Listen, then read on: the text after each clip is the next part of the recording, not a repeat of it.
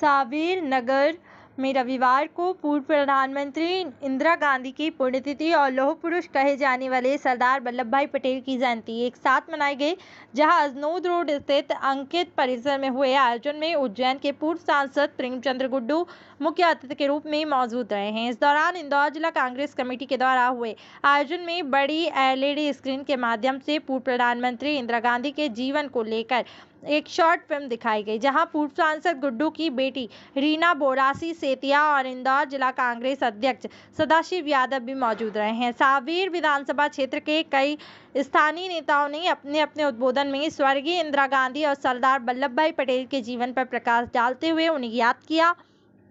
और दोनों महान नेताओं की तस्वीर पर माल्यार्पण कर उन्हें श्रद्धांजलि भी दी गई। इस दौरान कांग्रेस नेत्री रीना बोरासी ने सभी से आह्वान किया है कि सभी मिलकर कांग्रेस पार्टी को मजबूत बनाएं और आने वाले चुनाव में कांग्रेस की सरकार बनाने में मदद भी करें। इंदौर जिला कांग्रेस अध्यक्ष सदाशिव यादव ने जानकारी में कहा कि प्रदेश अध्यक्ष कमलनाथ के निर्देश पर जिले में कांग्रेस आगामी दिनों में सदस्यता अभियान शुरू कर रही है, जिसको लेकर कांग्रेस तैयारियों में जुटी है और इस दौरान बड़ी संख्या में कांग्रेसी नेता और अन्य लोग मौजूद रहे। आज हमारे दो महापुरुषों की सरदार वल्लभ भाई पटेल साहब जो हमारे महापुरुष के रूप में विख्यात है, उनकी जन्मतिथि और हमारी प्रथम महिला प्रधानमंत्री इंदिरा गांधी जी की पुण्यतिथि के अवसर पर यहाँ पर जो सावेर में कार्यक्रम रखा, ये कि आज किस तरीके से हमारा देश कहाँ जा रहा है और इन्हों किस तरीके से हमारे देश को आगे बढ़ाने में इनकी महत्वपूर्ण भूमिका अदा की थी कि आज देश की अर्थव्यवस्था पूरी चौपट है, महंगाई पर चरम सीमा पर है, किसान आज एक साल से अपने हक और अधिकार की लड़ाई लड़ रहा है और आज देखिए कि रोजगार के लिए युवा भटक रहा है, पूरी देश की अर्थव्यवस्था चौपट हो चुकी है। लेकिन मोदी सरकार ये नहीं देखते हुए केवल चुनाव जहां आते हैं वहां पूरे अपने मंत्रिमंडल से लेकर पूरी बीजेपी वहां उसको ज़्यादा महत्व देती है, लेकिन जनता पर जो अत्याचार हो रहे हैं उनकी सुध नहीं लेती है। और यह आने वाला जो चुनाव है 2023 और 24, निश्चित तौर से आपको मैं बता दूं कि ये हम कांग्रेस पार्टी इसमें विजय होगी और इनका जो किया हुआ है, जो काम किए हुए हैं, जिस तरीके से सरकारी संपत्ति को जो 70 साल में कांग्रेस ने सींचा है उसको ऐसा बनाया है, जनता को जो सौगातें दी हैं उनको बेचने का काम जो कर रही है बीजेपी, उस पर मुंह तोड़ जवाब देकर ये आने अभी जो चुनाव हुआ इसमें भी निश्चित तौर से जनता मुंह तोड़ जवाब देगी और ये आपको देखना है। ग्राम पंचायतों के चुनाव की तैयारी चल रही है, उसके लिए जिला कांग्रेस कमेटी की क्या तैयारी है? हमने बूथ वाइज हमारी तैयारी है, हम तो बिल्कुल मुस्तैद है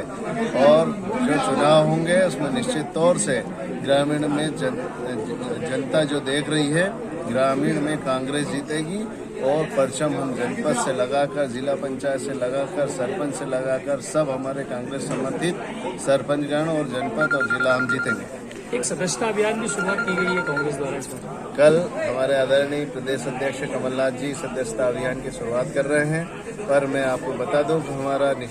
ये जो सदस्यता अभियान हमेशा संलग्न चलता है और करीब करीब हमारे सभी सदस्य का पहले भी हमने सदस्यता अभियान चलाकर इसमें हमने सबको जोड़ा है। पुनः एक नए तरीके से हम वापस इसको एक संगठन को सबको जवाबदारी देकर सदस्यता अभियान की शुरुआत करें। सर, इंदौर जिले में कोई लक्ष्य रखा है कि इतने सदस्य बनाने हैं युवा कांग्रेस? आप लोग सब जानते हैं कि आज इंदिरा जी की पुण्यतिथि थी और श्री सरदार वल्लभ भाई पटेल जी की जन्म जयंती थी। इसके उपलक्ष्य में यहाँ सावेर विधानसभा में प्रॉपर सावेर विधानसभा में ये कार्यक्रम रखा है। हमारा ये उद्देश्य था रखने का कि जिस तरीके से जो आज पिछले 3-4 सालों से लगातार कांग्रेस के बारे में जो गलतफहमियाँ व्हाट्सएप यूनिवर्सिटी के द्वारा या सोशल मीडिया के द्वारा लोगों के बीच में भ्रमित किया जा रहा है लोगों को कांग्रेस के लिए, ये उद्देश्य यही था कि जब हमारे नौजवान साथी आएंगे और हमारी इतिहास को देखेंगे कि हमारे कांग्रेस के नेताओं ने, इंदिरा जी ने, गांधी जी ने, राजीव जी ने, नेहरू जी ने क्या क्या कराया और आज़ादी के आंदोलन में किस तरीके से उन्होंने भाग लिया और देश को आज़ाद कराया, जिसमें एक भी बीजेपी के या आरएसएस के कोई नेता शामिल नहीं थे। तो उन्हें जो गलत बातें बताई जा रही है उसी के लिए ही हम लोगों ने प्रोग्राम रखा है कि हमारी युवा पीढ़ी को पता चले कि देश का इतिहास क्या था, हमारे देश का आज़ाद करने का क्या इतिहास था।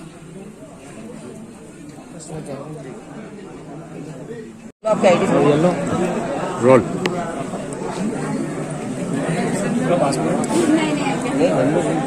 प्रेमवती जी की आज जयंती है और क्या कहेंगे आज किस तरह का?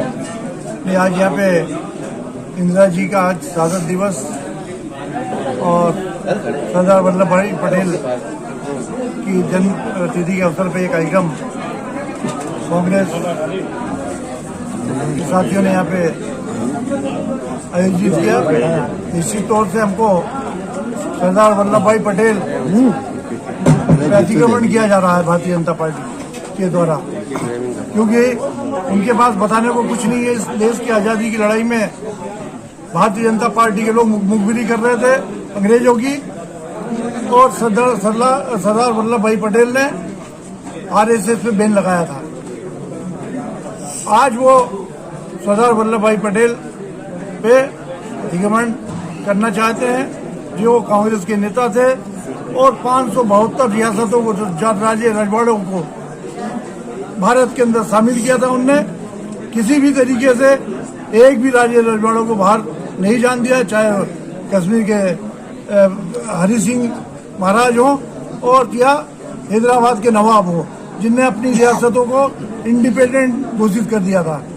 आज उनके जन्म तिथि के अवसर पर एक कार्यक्रम, पुण्यतिथि हमारी इंदिरा जी की शहादत जो हुई आप लोगों ने देखा है।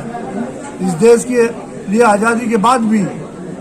3 गांधियों ने शहादत दी है। चाहे महात्मा गांधी जी को गोली मारी हो, आरएसएस और गोडसे ने गोली मारी थी, चाहे इंदिरा जी की शहादत हो, इस देश की एकता और अखंडता के लिए इंदिरा जी ने अपनी शहादत दी। इसी तरीके से राजीव जी ने अपनी बमों से उनको उड़ा दिया गया, लेकिन इस देश के लिए गांधी परिवार आज भी खड़ा है, आज भी पूरी ताकत से देश के साथ में है। और आरएसएस जो देश को तोड़ना चाहती है, जो देश में विभाजन कराना चाहती है, ऐसी नीतियाँ चल रही है। आज उसके खिलाफ हम लोगों ने संकल्प लिया है, साथियों ने संकल्प लिया है कि भारतीय जनता पार्टी और आरएसएस के मंसूबों को हम किसी भी हालत में पूरे नहीं करने देंगे। सब क्षेत्र के सरपंचों पर लगातार प्रोग्राम दर्ज किए जा रहे हैं, आप क्या कहेंगे उस बारे में? देखो, कांग्रेस के लोगों ने बहुत आज़ादी की लड़ाई में बहुत बड़ा सहयोग किया है, अपनी कुर्बानी दी है। आज़ादी के बाद भी आज मैं बोल रहा हूँ कि हमारे 3 गांधियों ने शहादत दी। ये सोचते हैं कि मुकदमों के बल पे जो राजे रजवाड़े, जो सिंधिया, जो गद्दार परिवार है, इस देश की आज़ादी के साथ गद्दारी की, कांग्रेस के साथ राजमाता ने गद्दारी की, और फिर कमलनाथ जी की सरकार कांग्रेस के साथ गद्दारी की है। तो ये मानते हैं पुलिस के प्रशासन पे, या कलेक्टर या एसडीएम या तहसीलदार के माध्यम से ये लोग झुका लेंगे, किसी भी हालत में नहीं झुका पाएंगे। और इस तरह की कार्रवाई के खिलाफ हम लोग मैदानों में भी लड़ेंगे और कोर्टों में लड़ेंगे। मैं अधिकारियों को चेतावनी देना चाहता हूं कि हमने बहुत सारे अधिकारियों को ठीक किया है। एक लंबी फहरिस्त है हमारे पास। यदि इसी तरीके से मंत्री के इशारे पे, मंत्री के बेटे के इशारे पे हमारे सरपंचों को परेशान किया जाएगा, तो यहाँ मैदान में लड़ाई होगी। अब जंग होगा कांग्रेस के कार्यकर्ताओं के साथ, किसी भी तरीके का अन्याय होगा। उपचुनाव संपन्न हुए, आप भी वहाँ पर, आपकी टीम ने भी काफी प्रभारी थे आप वहाँ पर, क्या कहेंगे किस तरह से कांग्रेस कैसे मजबूत हुई है? नहीं, वहाँ पे सभी क्षेत्र, 1 या 2 विधानसभा में हमारी कमजोरी है, लोकसभा क्षेत्र में जो, और बाकी 6 विधानसभाओं में हम लोग मजबूत हैं। और इनकी कलाकारी जो है, प्रशासन शासन जो जिस तरीके से अभी कर रहा है, हम लोगों ने उसकी कंप्लेंटें भी की हैं। ईवीएम मशीन के अंदर यदि गड़बड़ नहीं करते, हम निश्चित तौर से वहाँ पे जीतेंगे और 3 विधानसभा तो हम जीत ही रहेंगे। मुख्यमंत्री जी तो लगातार आरोप लगा रहे हैं कि कांग्रेस ने इस बार पैसा भी खूब बांटा और खूब अनियमित तरीके से काम किया है, तो क्या आप लोगों ने देखा है कि कितनी शराब हमारे कांग्रेस के कार्यकर्ताओं, भारतीय जनता पार्टी के नेताओं ने पकड़ी है, शराब पकड़ी है, पैसे देते हुए लिफाफे पकड़े हैं, सब वीडियो जारी हुए। एक भी कांग्रेस का नेता इस तरीके के कहीं नहीं पकड़ाया है और ना ये कर पाए हैं। तो आपको दिख रहा है जिनको डर लग रहा है, भाई 11 बार मुख्यमंत्री, इनके जितने सवाल ले रहे हैं और इनके जितने नेता हैं सब इस तरीके से लगे, इससे लग रहा है यदि काम किया होता उनने और लोगों के बीच में रहते तो इतनी बार जाना आना नहीं पड़ता मामा को, और वो वहाँ पे भोपाल में बैठ के चुनाव जीत लेते। ये डर तो आपको दिख रहा है कि जो 11 बार इनको खुद को सवाल लेना पड़ रही है वो तमाम तरह नेताओं को लगाना पड़ रहा है। तमाम पैसा, शराब और तमाम तरीके प्रलोभन और कांग्रेस के कार्यकर्ताओं को डराने का काम किया गया है।